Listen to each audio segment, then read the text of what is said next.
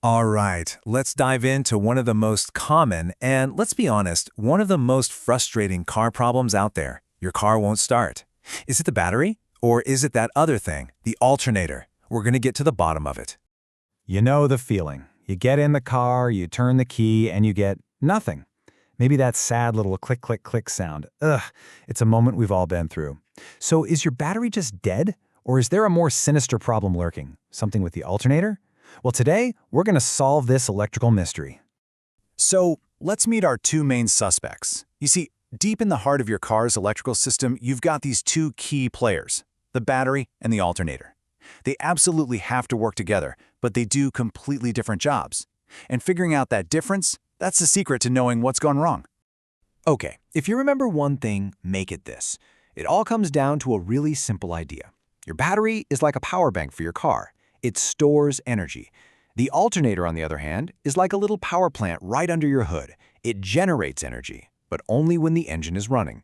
So one stores, one makes. That's the whole game. Let's look a little closer at the battery.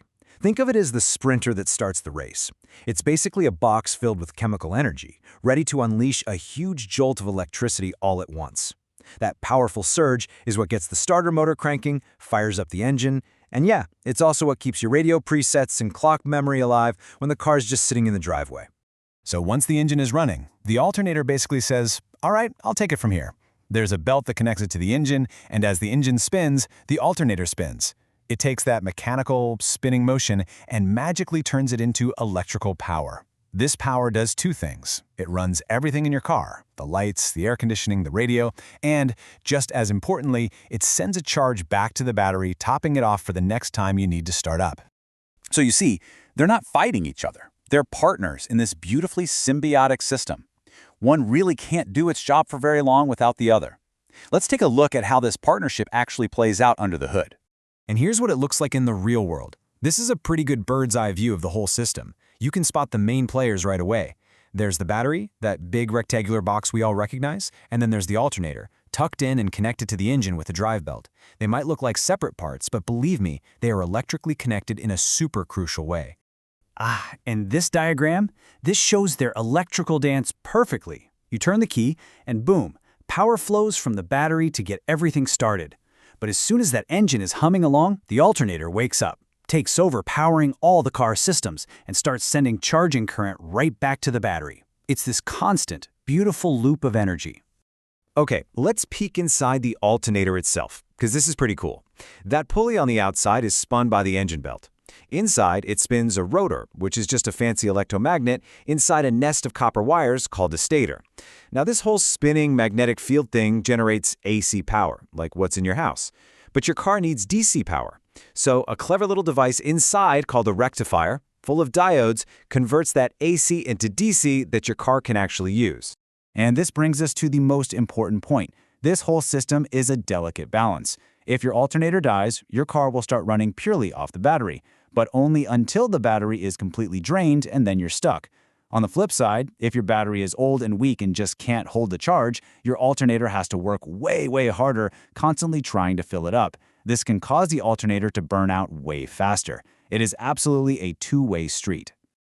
Okay, now that we get how it all works, let's put on our detective hats. How can you, right there in your driveway, figure out which one of these components has decided to ruin your day? Let's start looking for clues. This little chart here is your best friend. That classic click, click, click when you turn the key, that's almost always a dead or weak battery. But here's the big one. If the car actually starts but then just dies a couple of minutes later, that's a huge red flag for the alternator because it means the system isn't getting recharged. Oh, and another dead giveaway for the alternator if your headlights dim and then brighten as you rev the engine. All right, here are 3 really simple tests pretty much anyone can do. First, the classic jump start. If you jump it and it stays running just fine after you take the cables off, it was probably just a dead battery. But if it dies almost immediately after you disconnect, the alternator is your prime suspect.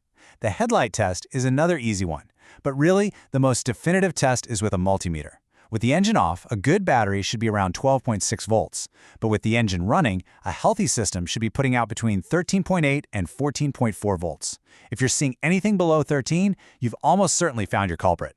So, we know they're a team, we know they need each other. But That brings up a really interesting question. If the alternator is what makes all the power when the car is running, could you just, take the battery out? I mean, think about it for a second. The engine is on. The alternator is generating all the juice you need. What's really stopping you from just unhooking the battery and cruising down the road? And the answer is, yeah, technically for a little while it might. But, and this is a huge but, it is an absolutely terrible idea. Seriously, it's a fantastic recipe for a very, very expensive disaster in any modern car. And here's why you should never, ever do it. Your car's battery does more than just start the car. It acts like a giant electrical shock absorber. It smooths out the power coming from the alternator. Without that battery in the circuit, the alternator's voltage can spike and dip all over the place. Those voltage spikes can absolutely fry your car's brain, the ECU, and other sensitive electronics. It's kind of like plugging your expensive computer directly into the wall during a lightning storm. You just don't do it. Now, check this out. For every rule, there's a fascinating exception. This quote is from someone talking about an old diesel Mercedes from the 80s. See, those old purely mechanical diesel engines are a different beast. Once you get them started, they don't need any electricity to keep running. The fuel injection is all mechanical. So yeah, you really could drive one of those from Alaska to Pennsylvania with a completely dead electrical system. But we're talking about old-school tech here, not your modern car. Okay, so let's bring it all back home. Let's talk about the car you're probably driving today and nail down exactly what we've learned.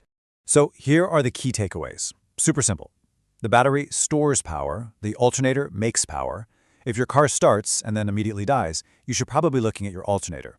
If it just clicks and won't even try to start, it's most likely the battery. And maybe the most important lesson of all, your battery is a vital surge protector for all the expensive electronics in your car. Don't even think about running without a good one hooked up. And that kind of leaves us with one final thought to chew on. Cars today are more power hungry than they have ever been. We've got electric power steering, tons of computers, and of course, hybrid and fully electric systems. This one simple partnership between the thing that stores power and the thing that makes power is getting way more complex. So how is this power dynamic going to evolve to handle the cars of the future? That's a really interesting question that we're going to see answered under the hoods of tomorrow. Thanks for watching.